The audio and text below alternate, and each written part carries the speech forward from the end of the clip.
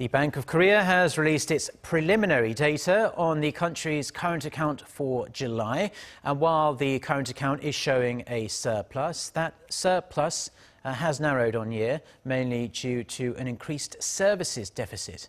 Kim Hyesung with the details.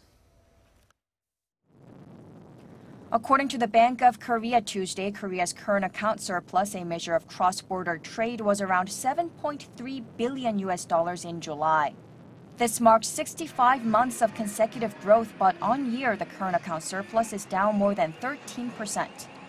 The bank attributed the drop to the services balance, which saw a deficit of over $3 billion in July.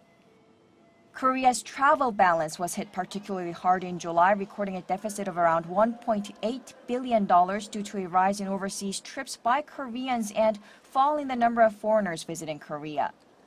The number of foreigners visiting Korea fell 40% on year in July to around 1 million, with the number of Chinese tourists plummeting almost 70% on year.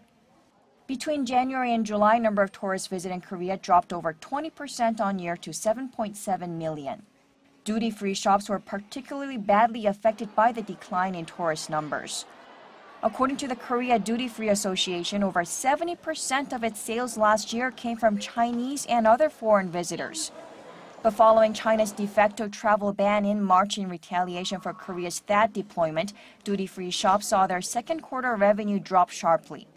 One of Korea's largest duty-free shop operators, Lotte Duty Free, saw its second quarter operating losses reach over $26 million. According to a Lotte official on Monday, Lotte Duty Free is considering pulling its business out of Incheon International Airport, where the rental fee is set to rise from September. With tensions on the Korean peninsula rising amid the North's provocations and the continuous decline in the number of Chinese tourists visiting Korea, there are concerns that the country's service industry will not see a turnaround anytime soon.